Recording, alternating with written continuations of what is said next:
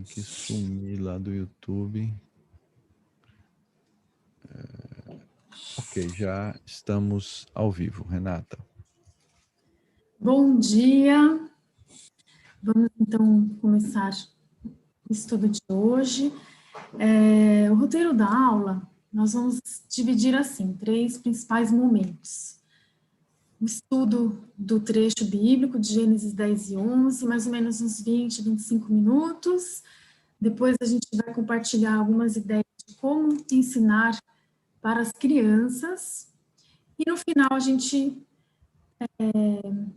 vai ter um momento aí para comentários, dúvidas, tá bom? E aí a gente tem... Bom, seguindo o cronograma, a aula de hoje é sobre a Torre de Babel, né? Então, vamos lá. Abra a sua Bíblia, né? A Torre de Babel, ela explica o que está em Gênesis 10, então a gente vai passar pelos 2 trechos, tá bom? Abra então a sua Bíblia em Gênesis 10. E veja só, né? A história de Babel, em Gênesis 11, de 1 a 9, é uma descrição mais detalhada de Gênesis 10, de 8 a 10. Então, nesse momento não existe uma linha cronológica, é mais temática, ele muda a ordem, né? Entre Gênesis 10 e 11, e o trecho, então, que a história de Babel explica, é esse aqui, ó, de Gênesis 10, de 8 a 10. Cuxi gerou Nimrod, que começou a ser poderoso na terra. Foi valente caçador diante do Senhor, daí dizer-se, como Nimrod, poderoso caçador diante do Senhor. O princípio do seu reino foi Babel, Ereque, Acade e Calné, na terra de Sinar. Depois ele continua falando das outras cidades e reinos que o Nimrod estabeleceu lá, né? Então, aí em Gênesis 11 que ele vai explicar com detalhes esse início aí de Babel, né? Então, voltamos lá, volte lá para Gênesis 10. Tá?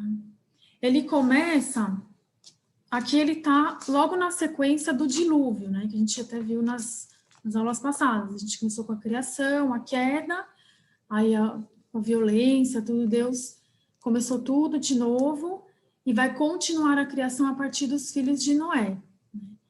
Então, aí o versículo 1 de Gênesis 10, acompanhe comigo aí, né? São estas as gerações de Sem, Cam e Jafé, os filhos de Noé. A eles nasceram filhos depois do dilúvio. Gênesis 10, 1. Essa aqui é uma Bíblia em história em quadrinhos, HQ, que eu gosto muito dessa ilustração, principalmente, né, para a criança entender mais ou menos depois para onde foram os 3 filhos de Noé, né? Sem, Cam e Jafé. A gente vai ver com detalhes. Coloquei aqui para ilustrar. Então, vamos ver com detalhes aqui. Deixa eu tirar algumas.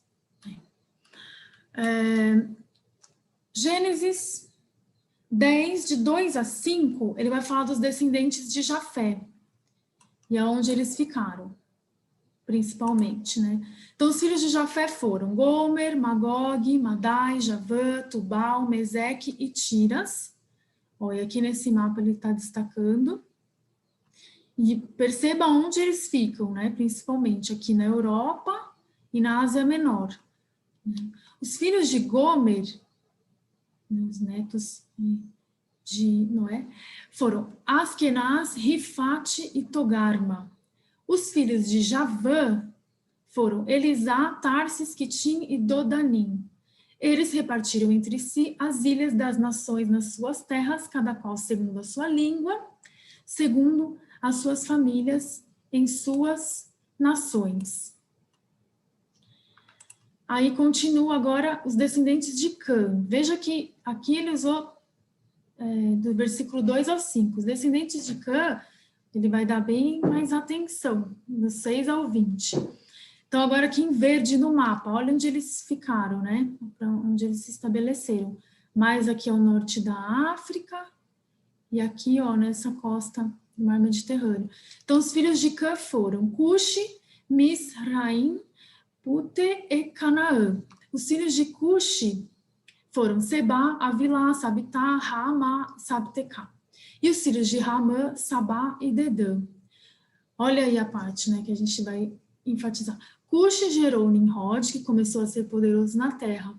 Foi valente caçador diante do Senhor, daí dizer-se, como Nimrod, poderoso caçador diante do Senhor. O princípio do seu reino foi Babel, Ereque, Acade e Calné, na terra de Sinar.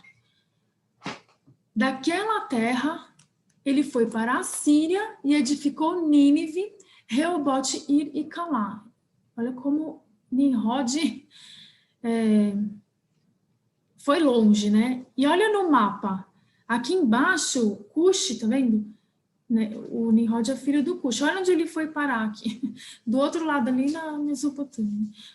Mizraim gerou Ludim, Anamim, Leabim, Naftuim, Patruzim, Casluim, de quem descendem os filisteus, e Caftorim.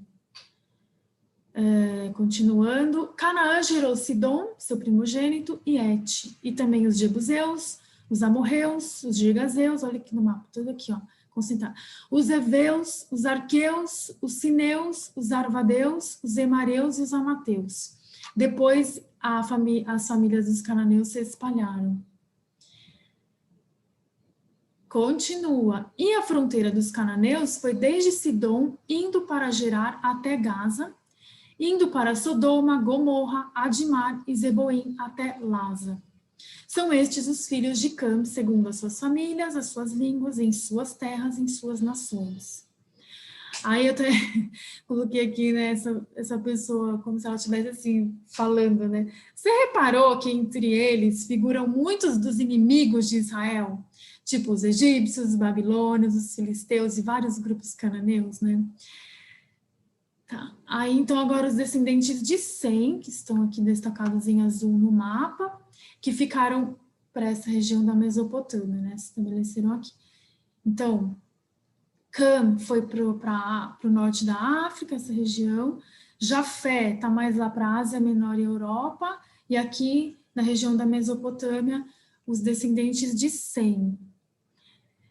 A Sem, que foi pai de todos os filhos de Éber, irmão mais velho de Jafé, também nasceram filhos. Os filhos dele foram Elão, Assur, Arfaxade, Lud e Arã. Os filhos de Elã foram Uz, Jeter e Mas. Arfaxade gerou Salá, e Salá gerou Éber. Continuando, a Éber nasceram 2 filhos. O nome de um foi Peleg, porque em seus dias se repartiu a terra. E o nome de seu irmão foi Joctã. Joctã gerou Almodá, Selefe, Azarmavé, Gerá, Adorão, Uzal, Dicla, Obal, Abimael, Sabá, Ofir, Avilá e Jobabe. E todos eles foram filhos de Jotã, habitaram desde Messa, indo para Cefar, a montanha do Oriente. Então, olha só, as 70 nações aqui representadas, né? Aqui os descendentes de Sem, né? Os descendentes de Cã, ele não está ideal, eu fiz no Excel, então é porque eu queria contar. Então tá assim, tá? E os descendentes de Jafé, né? Olha só, 26 de Sem, mais 30 descendentes de Cã e mais 14 de Jafé, que dão a 70 nações. Depois de Gênesis 11, 18 a 27, ele parte de Peleg, né? E aí ele vai falar dos descendentes de Sem, né, partindo lá de Peleg, chegando até Ló, né, e destacando aqui, dando pano de fundo para o próximo assunto, né, que vai ser a formação do povo de Deus a partir da família de Abraão, né. Então ele faz essa ponte aí. Então essas são as 70 nações, e isso não é algo que a gente deva pular, né, na Bíblia. Os estudiosos perceberam essa estrutura literária que chama Toledô, que significa, eu não sei se falei certo, Toledô, mas significa genealogia, né, e revela a importância que Deus dá à linhagem do seu povo. E olha o que o Hyken fala, né, 5 propósitos pelos quais a genealogia da Bíblia serve, né, então ela serve para refletir o interesse das culturas bíblicas pela família e pelas suas origens e raízes do indivíduo, né? Ela também serve para expressar a continuidade das gerações, ela serve para mostrar a importância que Deus dá ao indivíduo, ela serve para fixar a fé bíblica na história espaço-temporal e comunicar um sentido teológico, por exemplo, nas genealogias que reconstituem a linhagem messiânica. Você tem várias maneiras na Bíblia de fazer essa reconstituição e chegar até Jesus, né? E ver quem está na linha na linhagem messiânica. Né? Então, pessoal, com isso em mente, a pergunta que nós lá, professores, fazemos é: e aí, com essa importância toda que Deus dá para a genealogia, consideraremos ou não ensinar isso aos nossos alunos? Né? E a resposta é sim. Isso também enfatiza, fica firme desde a infância, a importância das gerações, né? A importância da continuidade, a importância dessa aliança, de mantermos a nossa família e esse senso de identidade de que eu pertenço a essa família. Isso faz parte da minha identidade. Né? Quantos problemas de identidade nós evitaremos ensinando desde pequeno a genealogia, né? E a criança aprende. Né? Pai, tio, avô, olha que legal, a gente tem muitas oportunidades didáticas para ensinar a genealogia, ensinar, né, o Toledo pela Bíblia. Né? Aí, em Gênesis, ele tem uma estrutura literária e ele aparece 10 vezes. Tem um autor que fala 11, mas eu não achei a 11ª. Então, vamos com os 10 aí que o Greidenos colocou, né? Então, essa aqui, ó, do céu e da terra. Daí, depois, em casa, a gente não tem tempo de entrar em detalhes aqui, mas em casa vocês podem ver, né? Vocês terão esse material, ver, destacar, refletir sobre isso, né?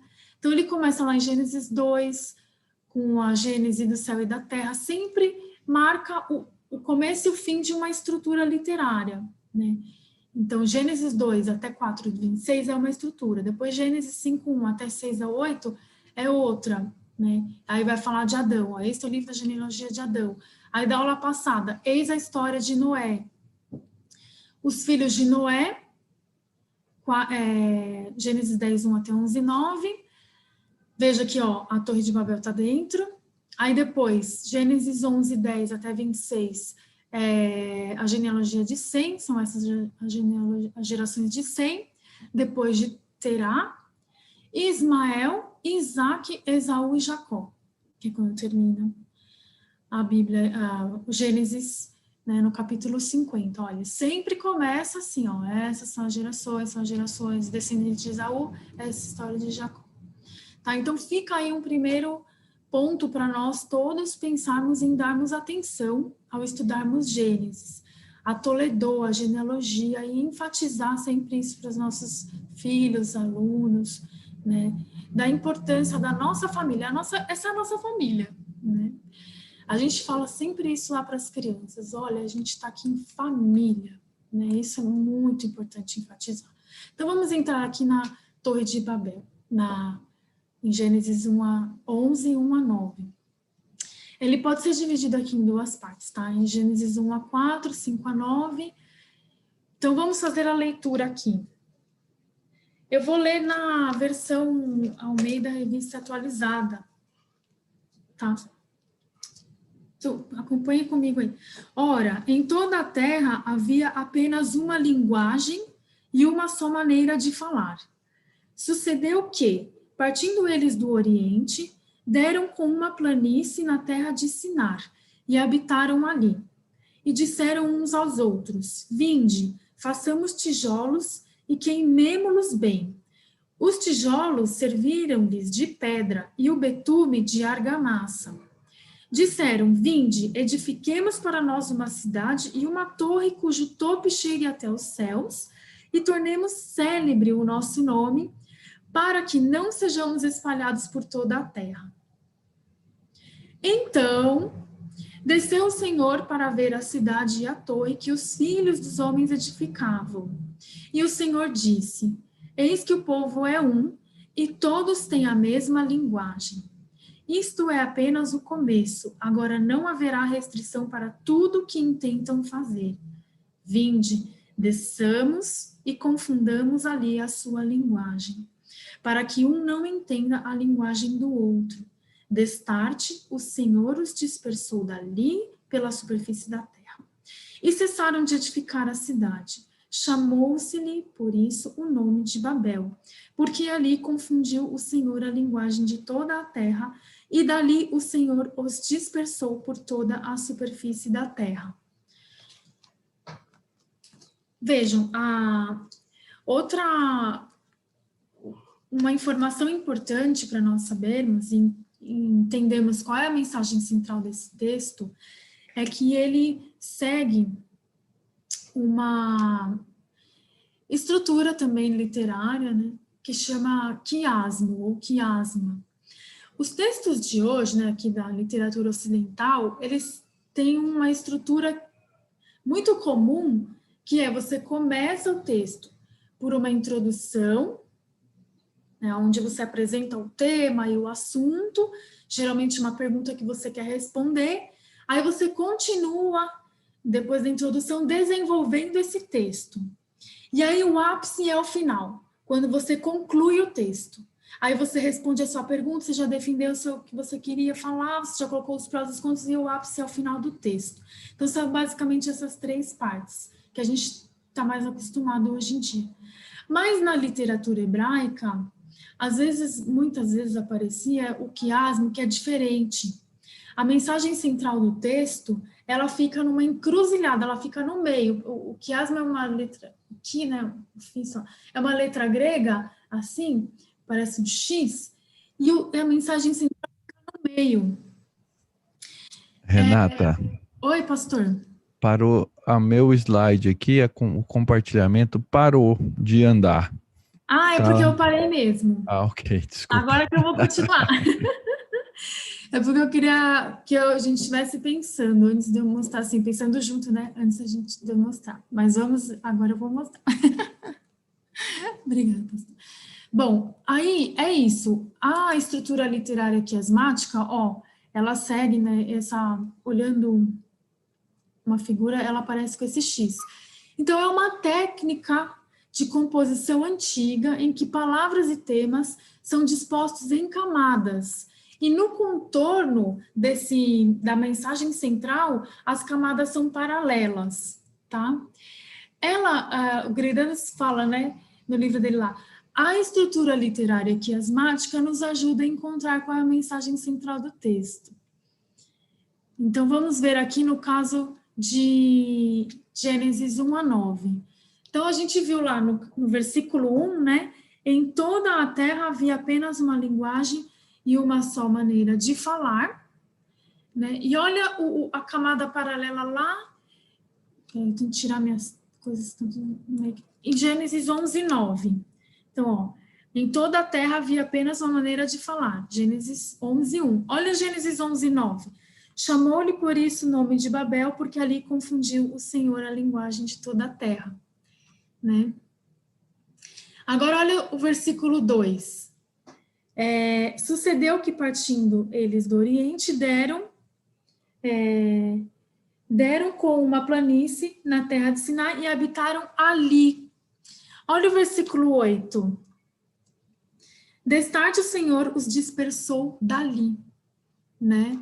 Aí, olha o versículo 3. E disseram uns aos outros, vinde, façamos tijolos e queimamos meio e tal.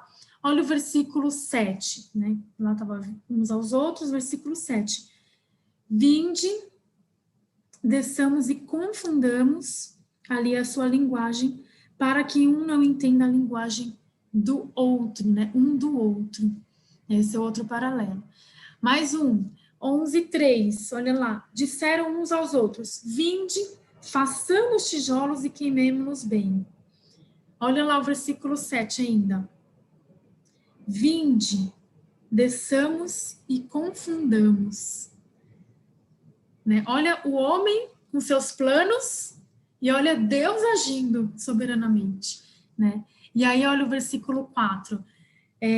Os homens, né? Disseram, vinde, edifiquemos para nós uma cidade e uma torre. Olha o versículo 5.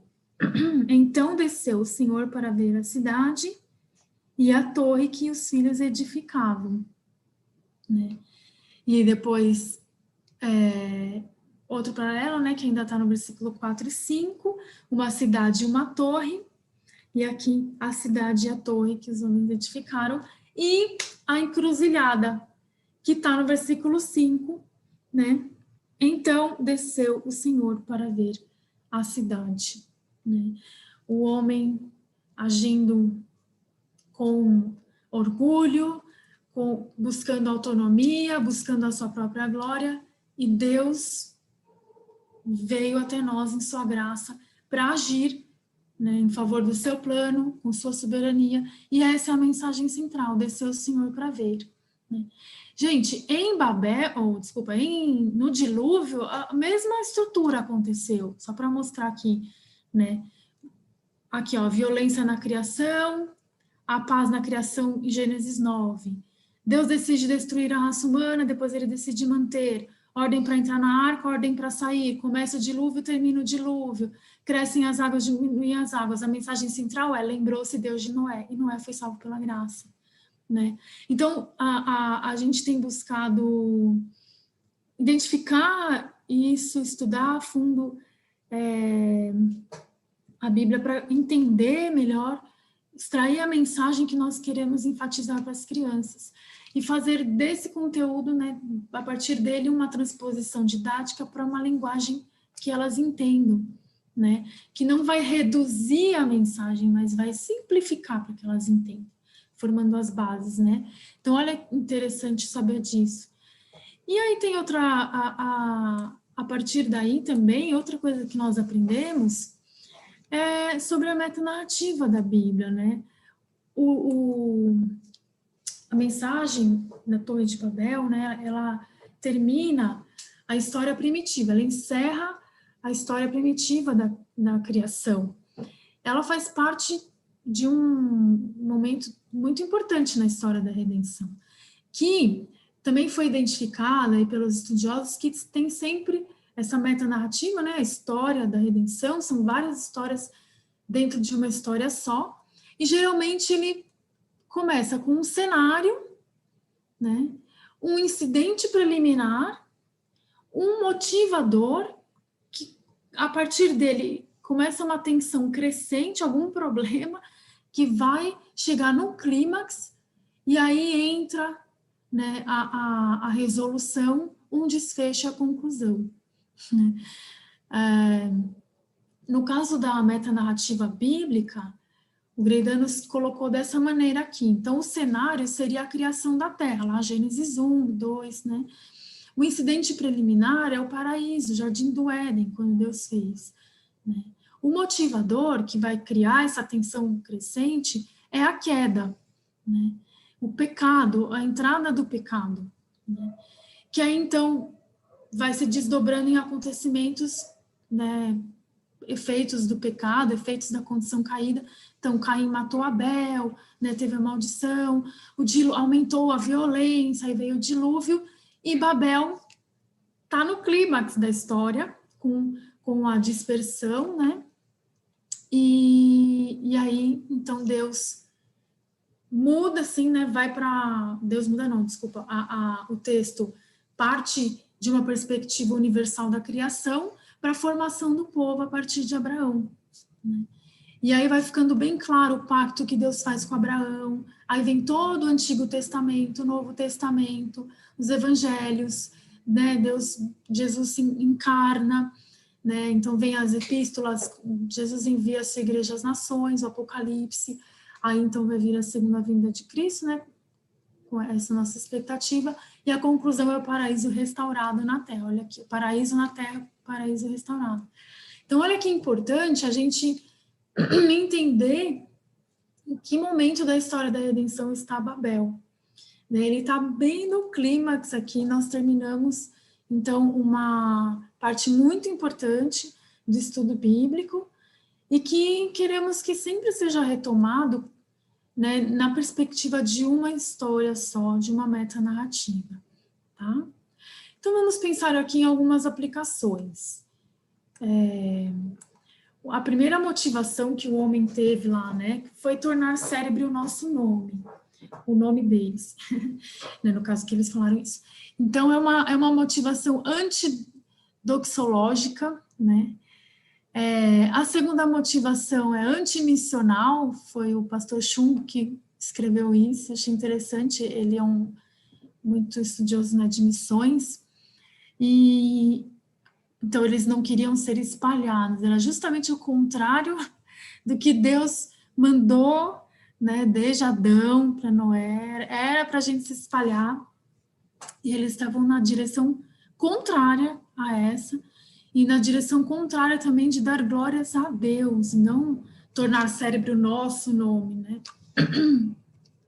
Mas nós vemos também a soberania de Deus, os planos de Deus não se frustram, e também a fragilidade dos nossos, né, dos intentos orgulhosos dos seres humanos, né? E aí também tem uma aplicação possível que fala que Pentecostes foi a anti-Babel, né? E aí aqui nós encontramos uma das maneiras de pregar a Cristo por contraste, e Greidanos interpreta assim, olha só, vamos ler juntos esse trecho que está no livro dele. Em Babel, Deus confundiu a linguagem humana, o que resultou em divisão. Em Jerusalém, divisão e dispersão, né? Em Jerusalém, mas não, tá, divisão. Em Jerusalém, no dia de Pentecostes, Deus deu às pessoas a capacidade de ouvirem umas às outras novamente, resultando em admirável unidade. A ligação com Jesus é que ele derramou seu espírito em Pentecostes para reverter o juízo de Babel em prol da sua igreja. Então, o que nós podemos aqui enfatizar para as nossas crianças, né, para os nossos filhos e aprender para a nossa própria vida, né? Eu acho incrível como em cada linha, vírgula, letra da Bíblia nós vemos a soberania de Deus sobre todas as coisas, né? E a sua graça, apesar de tantos intentos orgulhosos, tanta violência, busca de autonomia, tudo, Deus, ele vem até nós, né? Desde o primeiro pecado com Adão, Deus procurou Adão e Eva. Eu acho isso maravilhoso e é um exemplo para nós como cristãos também, de irmos uns aos outros, buscarmos ao nosso próximo, né? Então, muitas vezes a criança age mal, revela, né, algo que está no seu coração, e para castigá-los nós nos afastamos, para dar uma lição, e eu fico pensando, puxa, Deus não fez isso, ele fez o contrário, né? Ele viu, ele olhou o pecado e ele desceu, né? Você vê como até cada palavra da Bíblia é colocada com uma intenção muito específica, porque ele poderia ter colocado assim, aí Deus veio, né? Não, ele colocou Deus desceu, né? O homem achando que ia alcançar o céu, mas ainda estava tão pequeno que Deus desceu para ver. Isso era até uma ironia, foi até dito como uma sátira, né? Quem pode imaginar que na Bíblia teria uma ironia, uma sátira, né? Mas isso revela a soberania de Deus e a sua graça, né? E como os nossos intentos são frágeis, né? E então eu acho que isso pode ser boas aplicações para as nossas conversas com os nossos filhos, né? Dizendo que, olha, essa luta é nossa. Todos nós somos assim, não é só você, eu, papai, eu, mamãe, eu, titia, a madrasta, a Mariana está aqui do meu lado. Eu também luto contra o pecado, né? Mas Deus é soberano e é gracioso, perdoador, né? E em Cristo Jesus aqui a gente vê que ele nos traz essa unidade de entendimento, né, na língua, e resultando numa unidade entre nós cristãos, né? Muitas vezes nós nos conhecemos há tão pouco tempo e já nos entendemos tão bem, né? Porque já nos sentimos amigos de muito tempo, né? Eu acho que tudo isso tem a ver, né? Então vamos Aqui passaram alguns minutinhos falando sobre algumas ideias. Se você não é pai, não é mãe, você pode ser tio, você pode abençoar alguém que tenha filhos. E as nossas ideias, nós temos discutido entre os professores, a escola dominical, os coordenadores, algumas ideias, né? Sempre a gente começa contextualizando para a criança o que nós vamos falar, né? O começo da aula é sempre assim. Então, a gente propõe um jogo, uma brincadeira. Então, por exemplo, para a Torre de Babel, se fosse presencial a aula, nós deixaríamos um ambiente só com brinquedos relacionados ao tema, ou com jogos. Então, o brinquedo, por exemplo, poderia ser esse aqui do engenheiro, do construtor, essa torre de Hanoi, que tem algumas versões que dizem que ela foi inspirada na construção das pirâmides do Egito, né? Tem várias versões, não existe um consenso. Então, eles tinham que ter uma lógica para construir as pirâmides. Então, você brincando com a criança, você depois pode entrar no tema, né? Pegar o gancho. A Torre de Hanoi também. Esse é um jogo muito interessante também que nós estamos buscando desenvolver algo mais personalizado, mas ele tem um tabuleiro, né? Primeiro ele conta aqui as histórias, né, para a criança, e aí ele tem no final, acoplado, né, o tabuleiro e as cartas com perguntas, né? Então é muito interessante para a criança ir conhecendo a narrativa. O que aconteceu primeiro, o que aconteceu no meio, o que aconteceu no fim, quais são os personagens, né? Para eles descreverem. Então, esses são os cartõezinhos que vão fazendo perguntas sobre as histórias bíblicas. Aí eles vão sabendo o que aconteceu primeiro, o que aconteceu depois, porque aí isso vai formar também uma base para a gente fazer a aplicação da metanarrativa. Jogos da memória também são muito legais. Nós jogamos no final do ano passado, foi interessante, porque aí cada história que vinha, que fazia o match, né? Olha, aqui é o começo da história de Ruth, aqui é Ruth já casada com Boaz, que é a história de Ruth. Como que essa história aponta para Cristo? Então, você está brincando e aí surge um ensinamento, né? Foi muito interessante, a gente ficou, né? A gente ficou só um tempo, mas a gente poderia ficar horas jogando. E aí você pode dizer, puxa, mas eu não tenho esses jogos, e eu não quero comprar, não estou podendo comprar agora. Então, nós temos aqui, por indicação da editora Cultura Cristã, a Márcia Barbucci deu essa dica, e mudou muito a minha vida. Porque o freebibleimages.org, ele traz pronto PowerPoint com até script das histórias bíblicas, em várias versões, assim, de imagens, eu digo.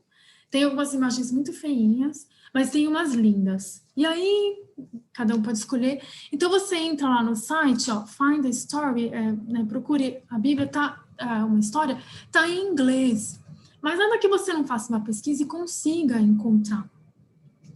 Então, você clica lá, Noah, Babel, e ele vai vir vários PowerPoints com as imagens, e eles não cobram direitos autorais, você pode usar. Então, nós montamos um jogo da memória com eles, né? E você pode montar, então, jogos, mostrar para as crianças.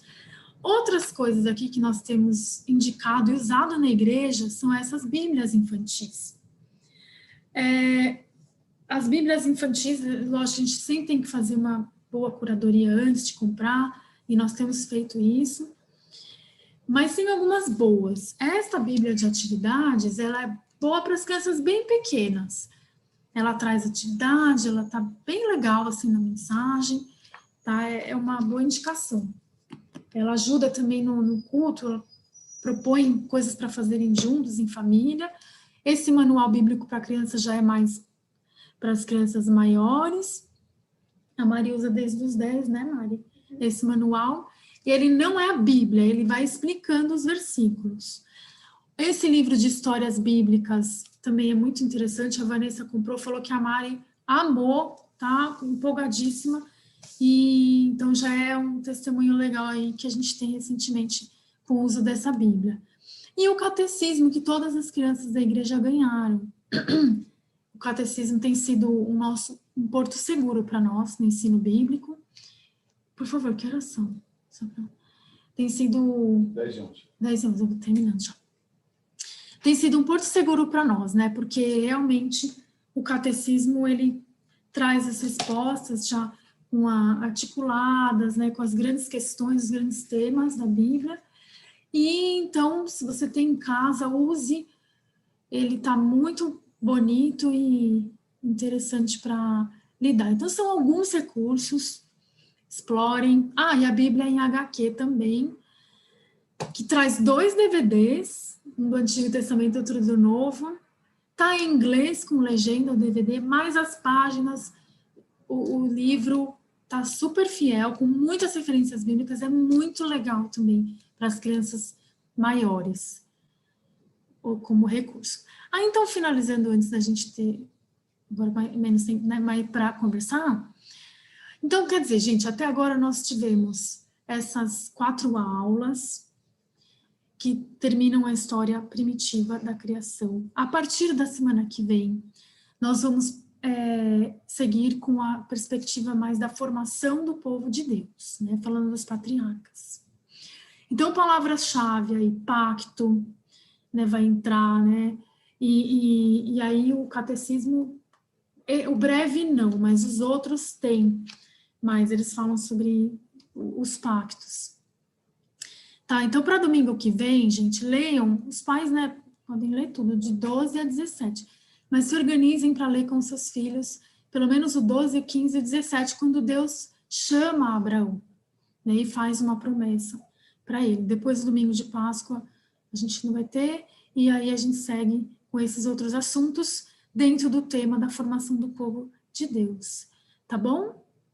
Então, eu vou partir agora para esses minutos finais, para a gente, para abrir para, deixa eu stop share aqui. Para abrir para alguma pergunta, algum questionamento, se alguém tiver, alguma coisa no chat. A Shirley perguntou sobre a Bíblia para uma criança de 2 anos, Renata. Ah, essa daqui, Shirley, ó. Essa Bíblia, minha Bíblia de atividades, tá? A Nina está indicando aqui Bíblia de Genebra. Boa, Nina. Olha, em Pinheiros nós demos uma Bíblia de Genebra para uma criança de 6 anos que já sabia ler e é uma criança incrível. A gente fala, vai ser seminarista. E ele tá, segundo a mãe dele, ele está lendo. Então, não é absurda a sua indicação, Nina. Até porque é interessante que as crianças tenham um contato, né, com os livros e com as palavras escritas, para elas desenvolverem o pensamento a partir da palavra escrita, e não somente a partir da imagem, né? Existem muitos estudos a respeito disso, então eles estão até parametrizando os livros infantis, colocando mais palavras, para que eles tenham o contato com as palavras e desenvolver o pensamento a partir daí, né, da palavra escrita. E a Bíblia HQ é indicada para qual idade? Eu não sei, depende, né? Meu sobrinho o Rafael tem 8, já está terminando de ler, porque ele gostou. Então depende, eu acho que depende do interesse, né, da criança, se gosta. Eu acho que o ideal, na minha opinião, é sempre assim. Você, pai, mãe, tio, né, você veja primeiro, né? Se quiser, lá na igreja, tem, não sei se tem, esse não tem, mas eu posso deixar lá. Lá na igreja, nós temos muitos livros. Então, antes de comprar, você pode dar uma olhadinha lá. Tá bom? Pois não, pastor? Muito bom, gente. Muito boa aula, Renata. Muito obrigado pela instrução, pela visão bem ampla, né? Esses movimentos, né, da história da Escritura são tão importantes, tão relevantes para a gente, e é uma maneira da gente ir crescendo nesse conhecimento, né? Então, a escola dominical, ela prover um momento, como a gente viu hoje, de avaliar um aspecto mais técnico, que nem sempre a gente tem tempo de fazer nas exposições bíblicas, tá? Então, muito legal, muito bom, muito abençoador, e, e a gente vai seguindo aí nesse caminho. Essa aula está gravada, essa aula está no nosso canal do YouTube, um link privado, mas a gente vai disponibilizar para o pessoal, tá? E a ideia é que ao longo desses 3 anos a gente faça aí uma construção mesmo, ah, da, do conhecimento, né? Que a gente tenha aí algo bem sólido, bem sólido. Então, muito bom, foi uma bênção, muito obrigado, Renata. E aqui uma palavra especial, a Renata, gente, aqui prepara o material que vai para as professoras darem aulas, tá? E, e, e assim, a gente precisa ficar policiando ela, porque cada aula preparada, para que o professor estude a aula, estude o texto, tá? E dê a aula para os seus filhos, ou dê a aula aqui para os adultos. Eu estudo a aula da Renata para dar aula para vocês, ok? Ah, ela tem aí, costumava ter 28 páginas, a gente está policiando para ela não passar de 15, 18, mas é muito material, é muita coisa, tá? Então é uma coisa bem rica, graças a Deus, a gente tem essa oportunidade, vamos valorizar isso, e uma intenção é que a gente traduza, né, esse material para ser usado em outras igrejas, em outras comunidades, que outras pessoas possam ser abençoados. Então, é um serviço que a gente pode prestar para para outros, tá? Então, isso é uma coisa importante que você tenha em mente, no coração, em oração. E, irmãos, valorizemos aquilo que nossa comunidade, que nossa igreja tem produzido e a maneira como o Senhor nos tem abençoado, tá bom? Então a gente vai correr daqui para poder daqui a pouquinho entrar no outro link, lembra, é o outro link do Zoom, tá? Para a gente poder então ouvir a exposição, ok? Muito bom, gente. Mais alguma palavra? Alguém gostaria de dizer alguma coisa? Eu posso até abrir o microfone aqui se alguém quiser, mas tem que ser assim ultra rápido, porque o tempo urge.